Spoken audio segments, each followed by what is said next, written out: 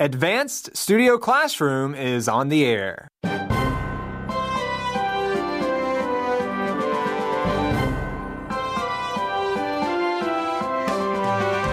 Hello, Siri. We need your help. Join us today as we talk about virtual assistants.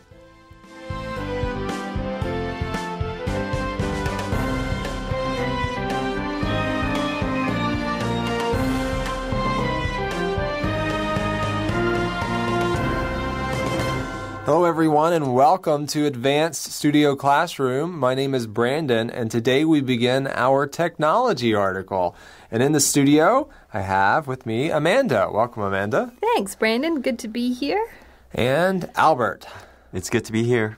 Yes, and we are talking about something that we are all accustomed to using, or many of us are anyway, virtual assistants. What is a virtual assistant, Albert? Well, a virtual assistant is, we just commonly know it as like Siri, Google Now, Microsoft's Cortana. They're just digital form of things that help us out. Yes, and do you use a virtual assistant, Amanda? Well, I have an iPhone, so I do use Siri on occasion. Sometimes I accidentally press it. You know, when you hold the home button down too long and then Siri asks, "What do you want?" I don't need anything right now. But it took me a while to get used to Siri, actually. Yeah. I also have an iPhone. I just recently got one, and I don't use Siri that often. I don't think to do it. I'm used to just doing it myself. But the other day, I just, asked Siri to help me set a reminder, and that was really convenient. So I should probably, think about using it more often. But they're cool to have. And how about you, Albert? I use it maybe like 50 times a day. Really? Yeah. Give us some examples. I need to know how to use it more. Well, not only for iPhone users, but for Android users, you can have a speak command where you turn on a feature on your phone where the microphone is constantly looking for those keywords. So for an iPhone, you say, "Hey, Siri." So in the morning, I'll be like, I'm getting ready. I'll be like, "Hey, Siri, what's the forecast? What time is it?" Because I'm not near a clock or anything, or my apartment doesn't have a clock because, I'm renting. I said things like, "Hey, remind me to leave in 10 minutes," or "Remind me to talk to Brandon when I get to work." You'll use your GPS. "Remind me in 45 days to inflate my tires or pay my bills." You can do things like bi-weekly. It gets really complex. It can really handle a lot of complex commands. And hopefully that will save you time, right? Because you just speak the command and Siri does what you say, right? Right. Not only in terms of you'll save time with inputting it, instead of typing it, but it'll also save time in terms of I don't have to think about it. Right. It'll be like, "Hey, remind me to pay my bill at the 25th of every month." And it'll be able to understand that and just put it on your phone. Yeah, I guess I have to trust the virtual assistant. There has to be some trust involved. I'm the type of person did it really get what I was saying? I need to go back and check. But I guess once you get used to it, Amanda, right. you should be able to trust it, and hopefully it will all work out and it will save you time. Yeah, it sounds great. And it just links to your calendar seamlessly. Yeah, and another aspect is you can do voice dictation. Voice dictation, right? Yeah, like when I'm walking or if I'm scootering, I'll be like, "Hey, send a text message to Amanda. See you soon," stuff like that. Yes. So it even picks it up as you're riding a scooter. Yes, within reason. Right. Yeah. Right. Yeah, hopefully you're not doing that while you're driving. Well, maybe, right? That's the only time you should use hands-free device. Yeah, That's hands-free. true. Yeah. Okay, well, can virtual assistants give you more free time? Hopefully it can. I think it can based on our conversation so far. But if you have your magazine, please open it to page 36, or you can also follow along on your digital device. Right now, we will have our first reading for today.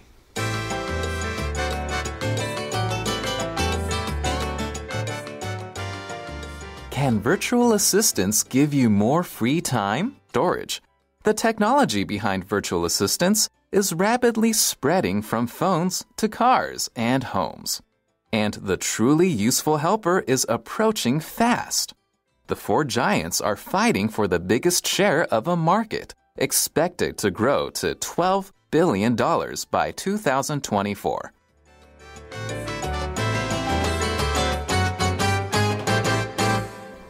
right. Well, there are so many assistants out there, sometimes it can be confusing. From Apple to Microsoft, every software company wants to be your premier aide, Amanda. What do you think about that? Well, I think that's true. There's a lot of competition right now between all the different companies, and they want to get in on this market about virtual assistants. And when we say that they want to be your premier aide, premier just means to be the best or the most important of something, and aide means to be your help. Well, these are businesses. They want your business, so there's competition out there, which is good for us because hopefully there will be just an amazing assistant that will come forth eventually. These are good so far, but of course they can become even better, and so the competition between businesses hopefully will help with that. Well, it's no wonder titans of tech are locked in an epic battle. I like how this starts off, Albert. Right, we have titans of tech. So a titan is a person or organization that they want to be your premier aide. Premier just means to be the best or the most important of something, and aide means to be your help. Well, these are businesses. They want your business, so there's competition out there, which is good for us because hopefully there will be just an amazing assistant that will come forth eventually. These are good so far, but of course they can become even better, and so the competition between businesses hopefully will help with that. Well, it's no wonder titans of tech are locked in an epic battle. I like how this starts off, Albert. Right, we have titans of tech. So a titan is a person or organization that is very important and powerful or successful. So, we have these companies we've heard of, Google, Apple, and Microsoft, they're really titans of tech. And, it's an epic battle of the bots. So it's kind of playing on words here. Bots are usually robots, or they could be physical robots or digital robots. And here we have virtual assistants, and they're digital versions of bots. Okay, and they're racing furiously to produce the best virtual assistant, right? They want to be the first to come out with the best. And they're in an epic battle. Sometimes we say, talk about this maybe with a movie or something that's really epic. Yeah, like Transformers the movie is not epic. I would say maybe Avengers. Okay, so what does the word epic mean? Epic has different definitions. It can be something that is of like huge proportions, something that is just grand in scale. Okay. All right. So these are referred to as bots or like robots, as Albert said. So they're respective help bots. They're talking about these different companies, the help bots that they have.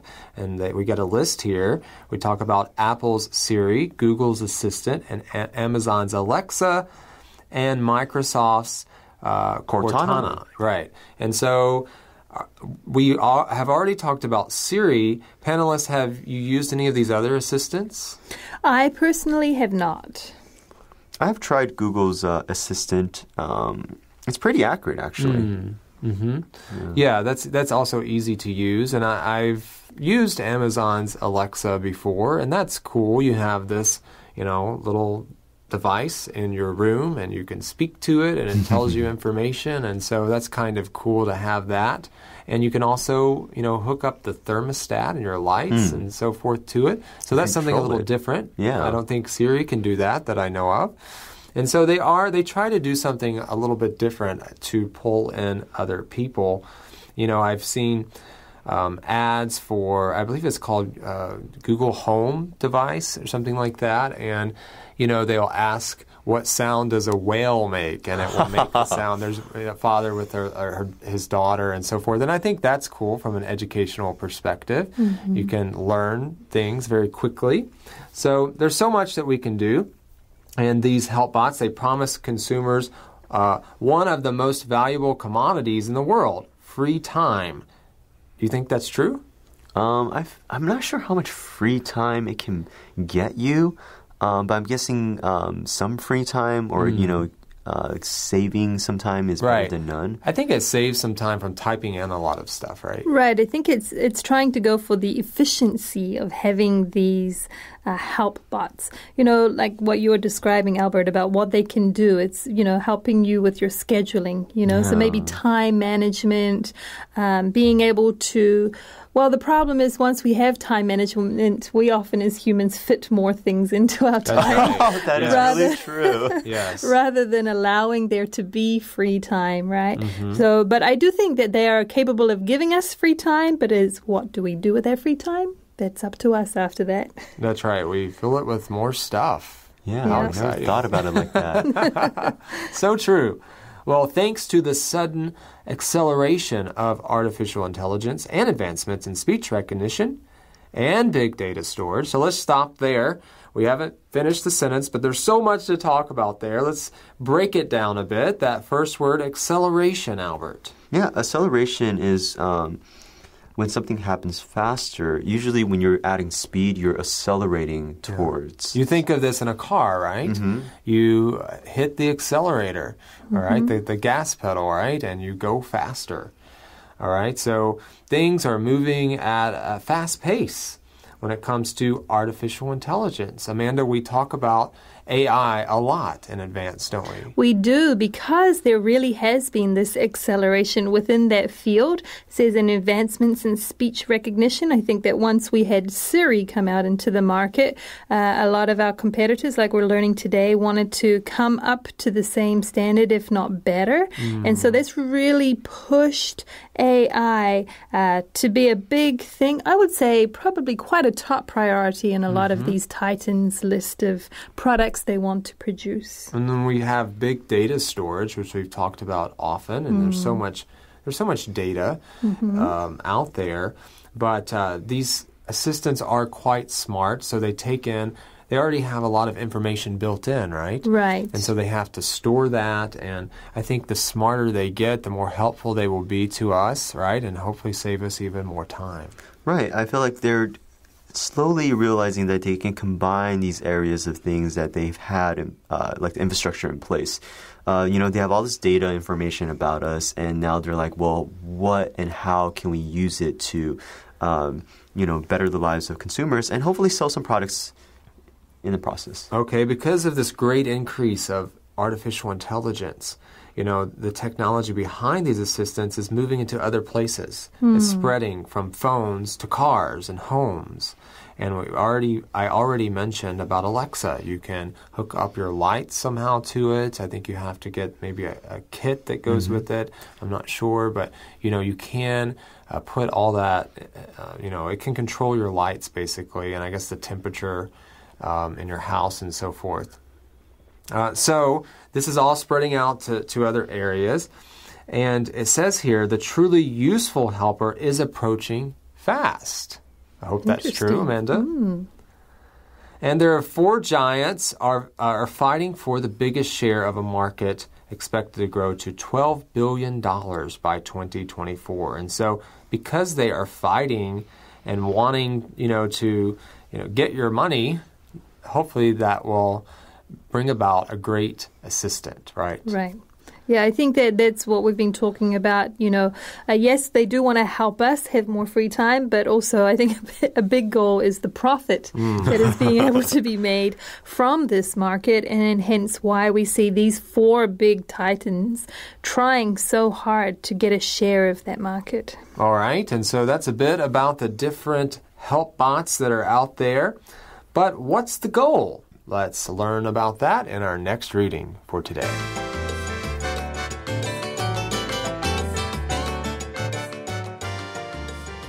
What's the goal?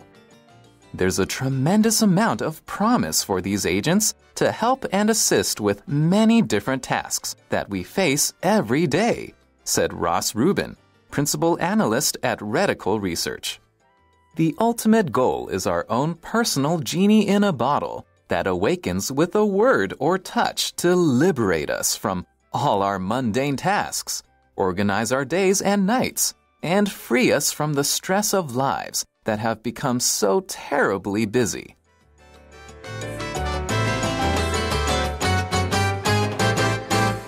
We always need a goal, right? So what is the goal? Well, we hear from Ross Rubin, who's the principal analyst at a research firm.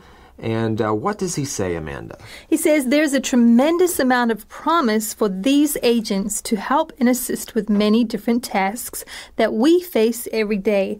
And when he's talking about these agents, he's talking about these help bots, whether it be Siri, Assistant, Alexa, or Cortana, because they realize that there are many tasks that we deal with every day that they could assist us with. And when he says there's a tremendous amount of promise, that just means there should be some good things coming forth, that things look good so far, right, Albert? Right. And, I mean, their ultimate goal is their own personal genie in a bottle. So there's this popular TV show when I was a kid. Yeah, it was called I Dream of Genie. Yes. And it was about a person who was a genie granting wishes, almost like Disney's Aladdin. Yes, and that's a common phrase or thought, to have a genie in a bottle, to just ask the genie something and then it delivers, right? Right. That's the ultimate goal. I don't know if we will ever reach that. I don't think we will, but maybe close. So we hope that we can have an assistant, though, that can do things like awaken with a word or touch to liberate us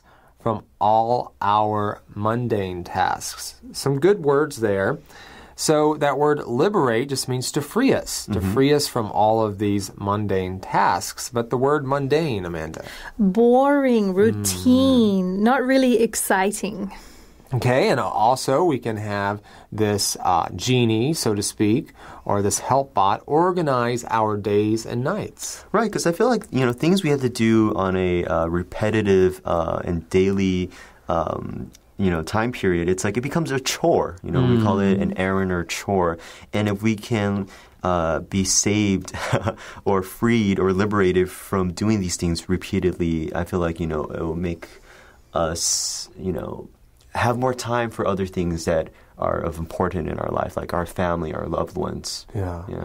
All right, so it can hopefully help with these mundane tasks, organize our days, free us from the stress of lives that have become so terribly busy. Yep. Which we can all relate to that. Very. And I think that's why, we are able to, like Albert was saying earlier, you're able to just talk to the phone and it's able to organize your calendar for you because we do live in a very busy world. And so we need to make our schedule, right? And make sure we're not overlapping or double booking ourselves with things. Or even, I think we've talked about this in other articles about freeing up our time or just even scheduling free time into there, and being able to just talk to your phone and it do that for you, I think is very helpful. Right. I feel like the goal and the aim with this is like, you mentioned earlier how you can equip your house with like these smart versions of themselves, like a light bulb or whatnot. So basically the idea is like when you go home, you can have the kids in your hand. You don't have to like put them down and like turn on the thermostat, turn on the lights or anything. Everything would just be automated. It would know the temperature outside and it'll help you set it and you don't have to worry about anything. And probably, the microwave or something equivalent will start cooking your dinner for you. And maybe when you get to the car will know like, hey, what time it is, and it'll be a smart car. It'll drive for you and you can focus on other things. But I wonder, as we kind of talked about already, does this really fuel the busyness? Because all of this talking about scheduling this and doing this, it does create some free time, but I feel that it's just plain busy no matter what. I do think one thing it talks about here is liberating us from our mundane tasks, right? So I think it's saying that it can help us with the routine so that we can, and we will have to be deliberate about that, but so that we can do other things that we want to. Right. Turn our attention to. I like that you use that word deliberate. You have to be intentional about that free time and setting that aside and even protecting it, right? And sometimes we want to just ask our assistant, ask Siri, can you just clear my schedule? Right. Magically have free time, but unfortunately that doesn't work. She actually can do that. You can just say delete all my events and she yes, will. But those things I think you'll get in trouble. They're still there, right? She won't talk to the people nicely and apologize for you. That would be nice. Maybe that will come soon. All right, so that's the goal. But how many assistants do we actually need? That's what we will get into in our last reading for today.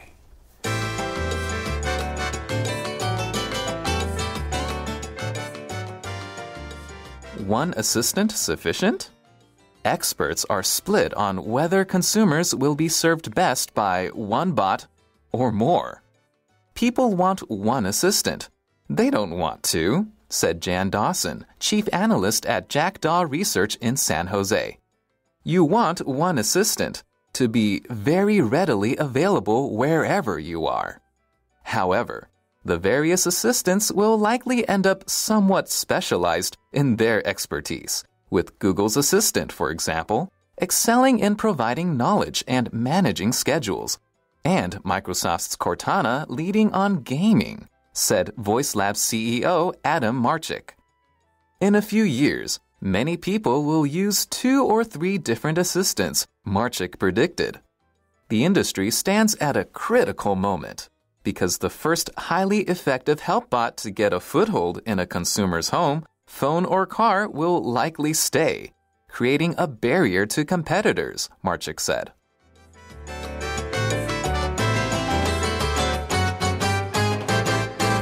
Okay, Albert, how many assistants do you need? I feel like you can never have too many. Okay, that's true. Maybe. What if they get under your feet? Yeah. Well, they're not literally under your feet. Well, that's what we're talking about. How many of these bots do you need? How many of these devices? Well, experts are split on whether consumers will be served best by one bot or more. We don't really know yet. Well, here I think it's interesting that we use the word split, right? When I think of split, I think of physically something dividing into two. But I don't think it's what that means here, right? No, not at all. They're not like being split in half. Right, so it's more about your opinion here, Right. right? Having a different opinion. Yes. Nice. Like a split decision. You know, we talk about that sometimes in jury. sports Yeah. or jury, Or maybe judges. I think in boxing, right? Yeah. Or there's a split decision by the judges, and so maybe they don't agree, or it's maybe another way of saying a tie, or just maybe not a complete agreement on something. Right. So people want one assistant. They don't want two. No, this is really true because I feel like if you ever get the chance, if you're trying each company's different assistant, they all have different voice commands that it makes you feel amazing when you get it right and they respond to you and do what you want them to do. But when you ask them something and you phrase it incorrectly, they'll just drop a blank and you feel kind of like a little like kind of idiotic almost. I mean, no, there are times when like I asked Siri to do something, and then I feel like, oh, I could have just done it myself. Yeah, I could have done it myself. Wasted time. When it works, it feels like magic. Right. And when it doesn't work, it's like I feel like I just got slapped in the face. Right. Yes, that's very true. But Jan Dawson thinks people just want one assistant. They don't want two. And Jan is the chief analyst at Jackdaw Research in San Jose, California. And she goes on to say what? You want one assistant to be very readily available wherever you are. And so when we mean to be readily available wherever you are, it means just that they can be there and can do anything whenever you need it, however you want it. And I get this. I mean, I don't want all of these assistants around me all the time. I would, it's just too much to think about. Just It's one cluttered. assistant. Yeah. I mean, maybe a couple, I don't know. If they do very different things, okay. But I don't want to just think about, okay, which assistant should do this and that and all right. of that. But, if they do very different things, that's a different story. But Jan Dawson says just one is sufficient. However, the various assistants will likely end up somewhat specialized in their expertise, Albert. Right. So Google's Assistant, for example, is excelling in providing knowledge. And this makes sense because Google, as a company, does web search. So they have all this expertise and data and funding in, just searching for data. And now Microsoft's Cortana is leading on gaming, which kind of works. It makes sense because Microsoft also makes this gaming console called Xbox, and it's very profitable for them. And they've been using that expertise or knowledge they get from this area. Okay, and so this CEO at Voice Labs, Adam Marchik, he is talking about all of this and the different assistants and so forth. And he says in a few years, many people will use 2 or 3 different assistants. And so that's what road he says we're going down. I'm not sure if that's what's going to happen. So when people ask you, like, how many do you have in your family? You're like, well, me, my husband, and also my son, and our 3 other assistants. Yeah. We have, 6 people? It's a lot. That's I don't know. Maybe that will be the case. I think it's because they're specialized. Right. Like I said, if they do very different things, then maybe that will, cause the need to have different assistants. Well, remember in the first paragraph, we talked about them fighting for the biggest share of a market, right? Mm-hmm. And so, of course, they're wanting to use, like Albert was saying about Google already being big on search, they want to be able to just extend that and so get a piece of this pie, right? So you can understand that for them as companies, this seems the route to go, but whether consumers will respond to that will be a different story, I think. Right. Well, the industry right now, it stands at a critical moment. Why, Albert? Well, because, the first company to get a foothold, and, foothold is really a good word. It's a strong first position from which further progress can be made. So if they get a foothold in there, I just imagine literally sticking a foot into someone's door. Into a consumer's home, phone or car will likely stay and create a barrier to competitors because, people get tied into it. I hear people saying like, oh, I can't switch from iPhones to a Google phone because, I'm tied into that ecosystem. I have all their apps, I have all their services. It's really difficult for me to switch. That's true. So the first one to kind of get in there, the first highly effective help bot. And so, the first company to create that may be the one who is raking in the dough, bringing in a lot of money because people will want that. We are becoming, of course, more and more dependent on technology and these assistants. It's true. And I think, like Albert was saying, just right now, when it's basically like a springboard, right? But what will be interesting is what do you consider a highly effective help bot, right? Depending on what you're wanting the help bot to do. Sure. And so we have these specialized areas. Right. The companies kind of have to guess at what people want. And, some companies are really good at that. Right. And so if they guess right, create something that most people want, then that could be the next big thing. Right. What's interesting to me, it seems like the industry is in agreement. I don't know if this is true for past, but everyone's going towards this. Before it was some people were going tablets, some people were going through iPhones. Yes. It's really interesting. So this is kind of the hot item. Yeah. Well, we thank you for joining us for day 1 of our technology article. We hope you will join us again tomorrow. Until then, this is Brandon, Amanda, and Albert saying goodbye. Goodbye.